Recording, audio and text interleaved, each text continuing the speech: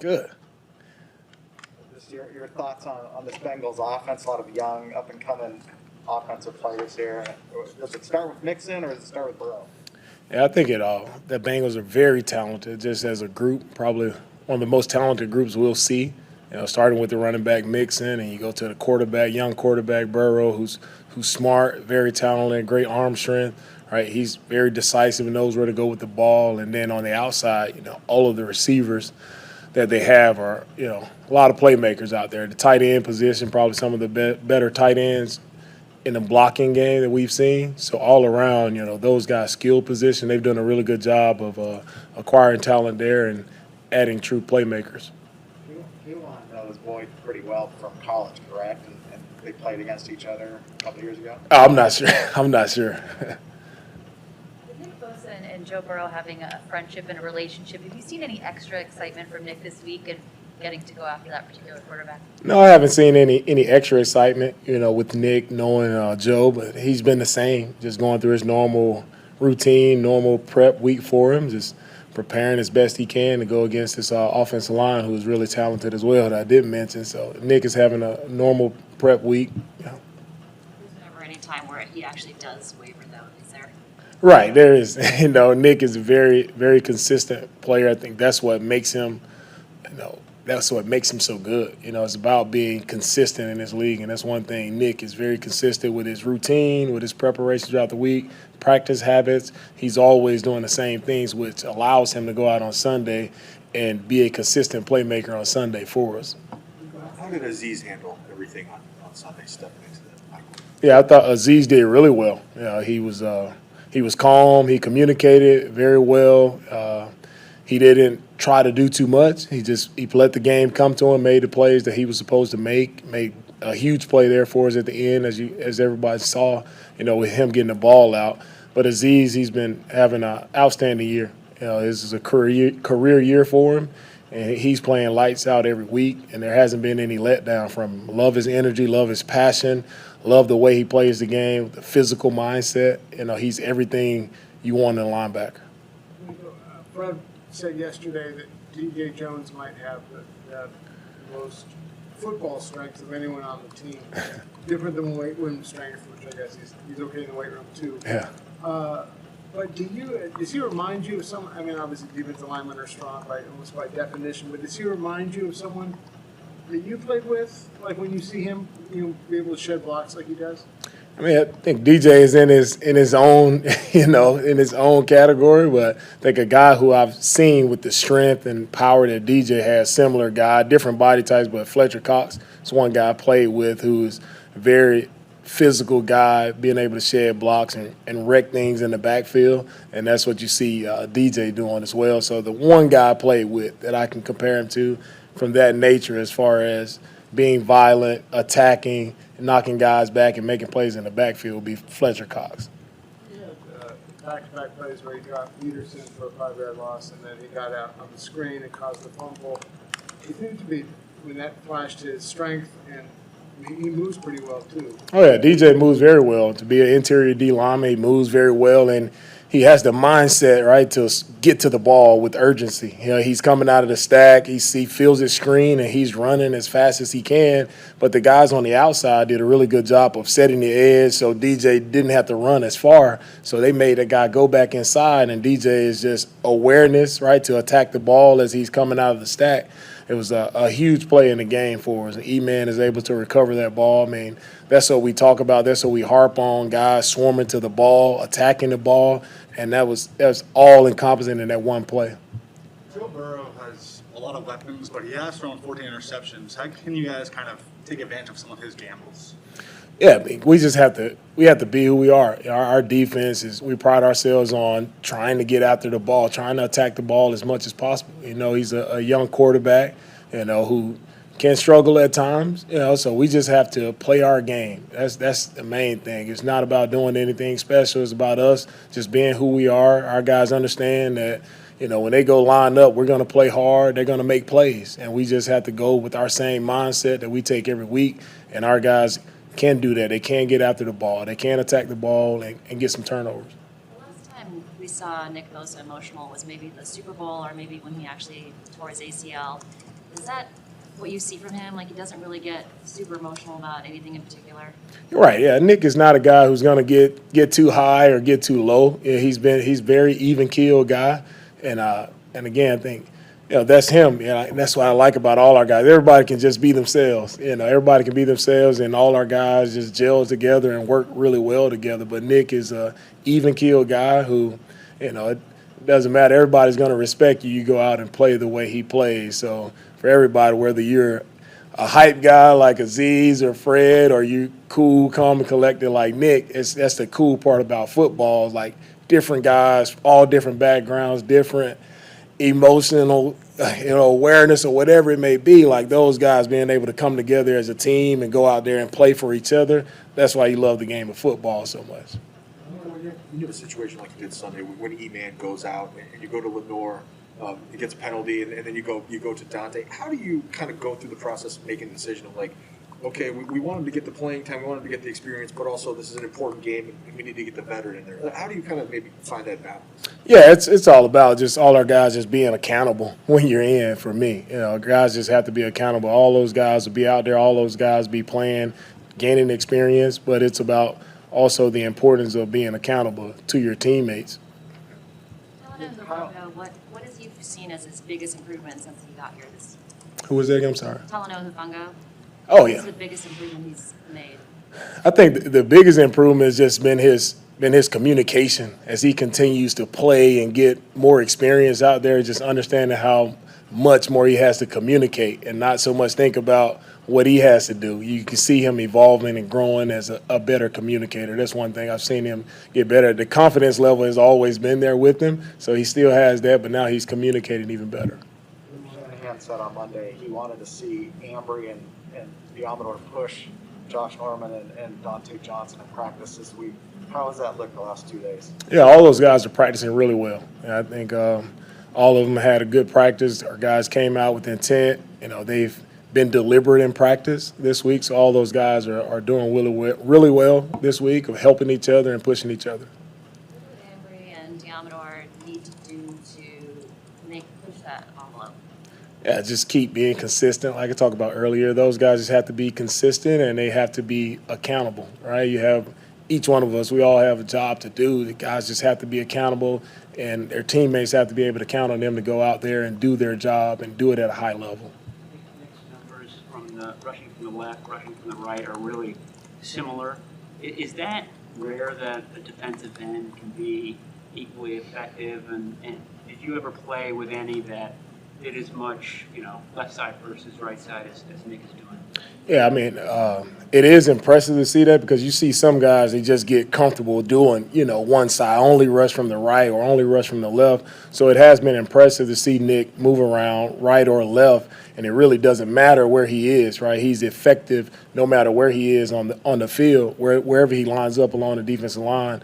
And the one guy that I played with that was similar in that way was J.J. Watt. He was a guy who you can move around no matter whatever the matchup was that week. He can win against anybody. So you allowed him, to move around. Whoever you want to go against, you take him. So that's kind of the same approach we take with Nick. Whoever he wants to line up against, he has that freedom to do it because he's shown us he can win, against anyone. Offensive tackles talk about how difficult it is to switch sides. Is it similar for edge rushers? Is it technically difficult to do? Yeah, I think it is difficult when you talk about your stance and footwork, and just you have to rep it, and you have to just take your body through that process when you've been so much just accustomed to doing it one way. So there is, mechanically getting your body, your mind right to rush from the left side, just changing up the footwork, but it takes time, and Nick has worked really hard at it, and he practices it when nobody else is out there. He's working on his stance, working on his footwork, and he's done a heck of a job of it. A couple of years ago, Dante Johnson, I think he bounced from like 3 different teams, not the Niners, the Bills, and it looked like the typical, he's at the end of his career and it's all over. And he's bounced around here, obviously. How is he, I don't mean this disrespectfully, how is he still in the league? Like, what does he do that makes him like, okay, no, we need him? Yeah, one thing Dante does is Dante is a very accountable teammate, right? Dante is a guy you can depend on to handle his job the right way to be a pro, on and off the field. That's what has made Dante stick around in the NFL so long. He's a true vet, a true pro. A guy knows where to be, knows how to do his job, and he also has that ability where he's not selfish from that standpoint, where he's always teaching the younger guys as well. And so that's what keeps Dante around. A smart guy. He can play multiple positions. Dante has played on the outside, has played the nickel position, has played safety for us. So when you get a guy who is as versatile and as smart as Dante, that you'll stick around in this league. When the more you can do, right, the more you can do, you'll stick around. So and that's where Dante has really earned himself the right to be in this league for as long as he has, just because of him being as versatile and as smart as he is. His versatility, his leadership, how important is that for the younger guys, the Ambry Thomas of the world, the Lenores of the world? How important is that? Yeah, it's huge, man. That's one thing about this league is when I came into the league as an older guy brought me in and taught me how to watch film, taught me how to study, taught me how to play the position the right way. And that's what, we're all standing on the backs of guys who come before us and paved the way. So the NFL, the locker room has just always been about unselfish guys. And that's why the league has just sustained itself, because everybody comes in, when you're getting up in age, that time is, is not going to be much longer. So how much can you impart into the next person so they can keep moving forward? What I learned from guys when I came in, I tried to, implore that to Jordan Hicks or Brian Cushion, like guys I played with, Michael Kendricks. Like it's on me. It's my duty to teach these guys just because somebody took the time to teach me. So that's where you see a guy like Dante Johnson. That's why he's able to do what he does. Yeah, it's just paying it forward, and that's how somebody probably taught him the same way. All right, thank you guys.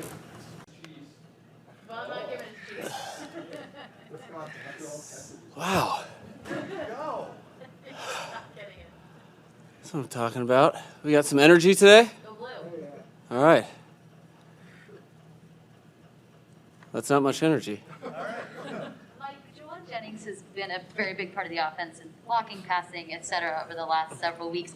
What have you seen from him that's helped him to make these strides this season? Growth. He's grown as a player. That the thing about professional football is it is a legitimate transition from being a student athlete to being a pro. You have guys that you're playing with that have been doing it for a decade, where this is what you live and breathe, and there's an adjustment period. So, having the injury last year was tough on him, but what I think the whole team has seen is a guy that's developing his ability to be a professional football player and approach each week and each opponent in a way that the rest of his teammates can count on. There is a full-time job. These guys get one day off, and everything they do between or in front and behind that day off is either to do with their body or to get ready for an opponent. And he's done a great job taking advantage of an opportunity that he's received this year. Wow. I mean, I thought it was a solid response. Solid, at least. Not a walkout. Mike, when you guys re-signed Trent in the offseason, Kyle said something to the effect of that you guys had plans to use him in different ways. Obviously, maybe throwing him a pass here and there is part of that. But in terms of blocking, what is it about his skill set that maybe allows you to do that? And how does that kind of manifest when you put him? Well, it's about as easy as it gets for a coach. I think if you polled the league's coaches and players, Trent is a very unique player at his position in that he's been probably the best athlete for about a decade at the position. He's one of the only guys that I've ever been around that could legitimately play defensive line at a high level as an O-lineman. Typically, they're just not that type of athlete. I think coming out, he run like a 4.7 or 4.8, and he was 325 or something crazy. But on top of that, what people don't realize is that Trent is very, very mindful about his craft. He is very crafty in the game, and it means a lot to him. He's very prideful, and all of that stuff makes it very easy to utilize him at the point of attack. And you start realizing, oh, we could down block here, pull here, which you've seen. The football enthusiast has seen his game grow within our offense a little bit because of that, because we're all growing together as coaches and players. So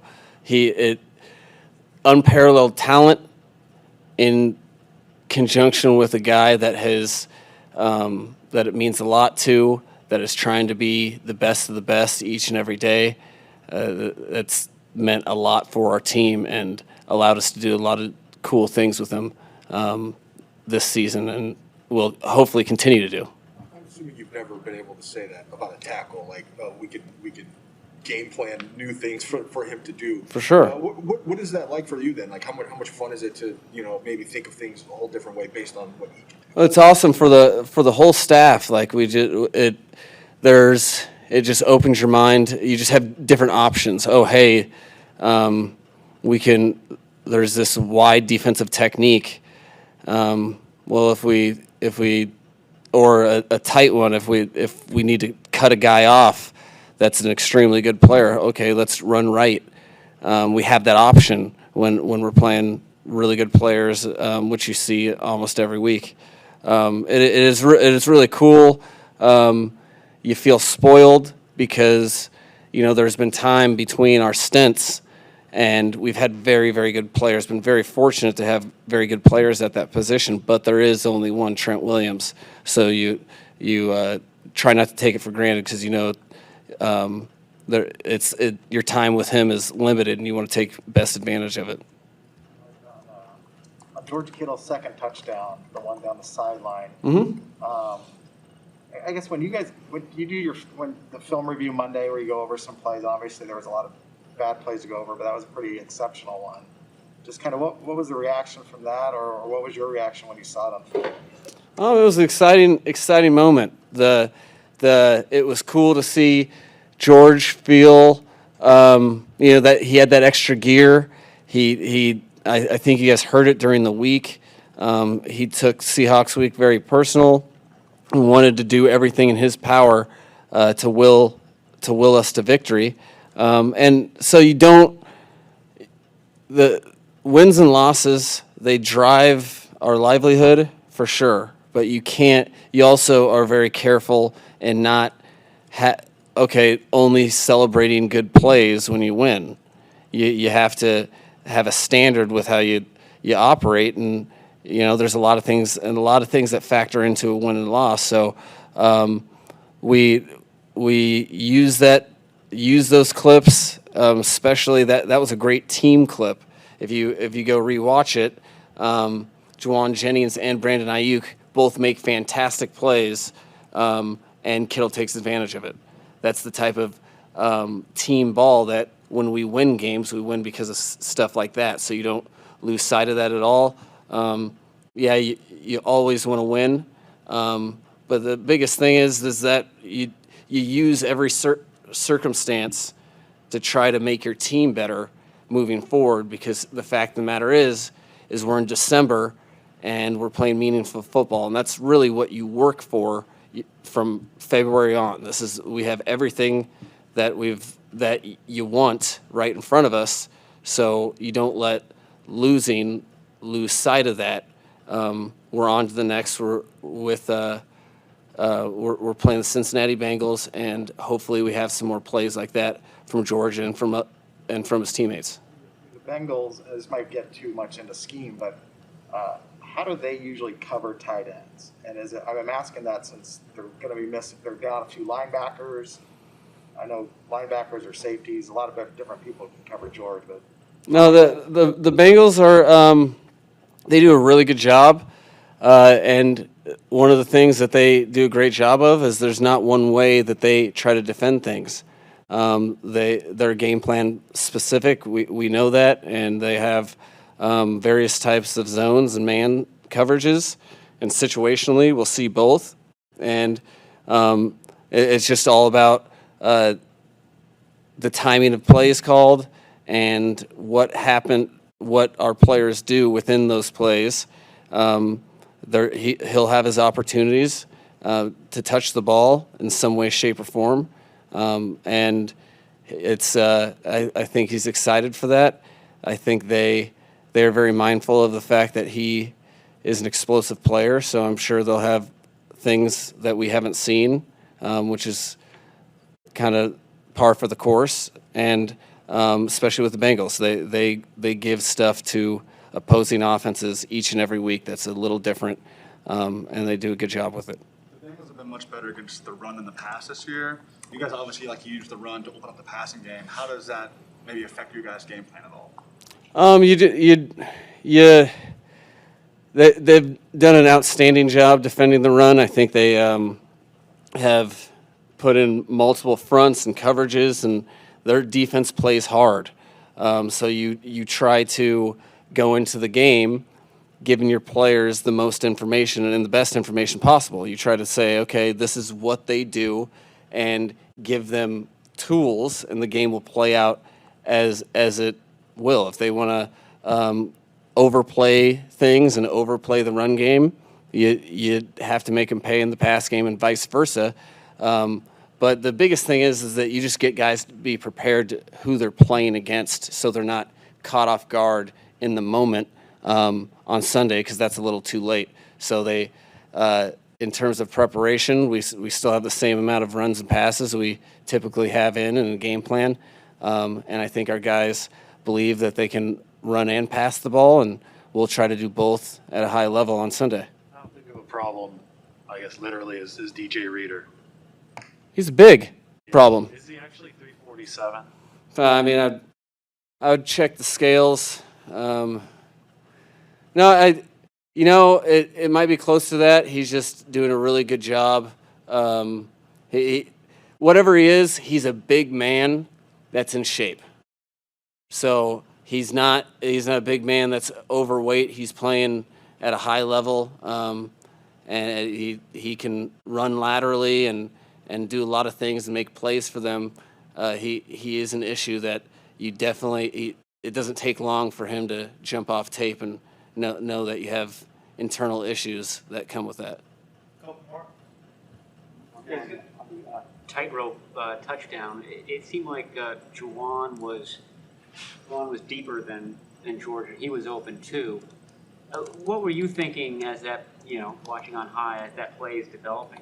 Did you think that ball should have gone to Juwan, or obviously it worked out great, but I mean, what's the right read on that? No, George was first in progression. They were kind of tight because the weak side defender kind of grabbed George and kind of in a football legal fashion kind of grabbed him, and so there was a moment in time where like, hey, this might be Juwan's ball, but George was number one in progression, and Jimmy layered it in nice, and the best part of it was both other eligibles that were running routes in that direction, Juwan and Ayuk, didn't hesitate at all. They transitioned and tried to block for their teammate, which they see. Coach Shanahan does a great job in team meetings and in offensive meetings, making sure that everyone never loses sight of, okay, George is having success on this play, but look what it took by the whole unit for him to show off his athletic prowess. It wasn't done on his own, and we wouldn't have ever seen the tightrope if both of those eligibles hadn't immediately transitioned and tried to block for a touchdown that George had about this much room to get to, and he did it. Thank you. Make sure you subscribe.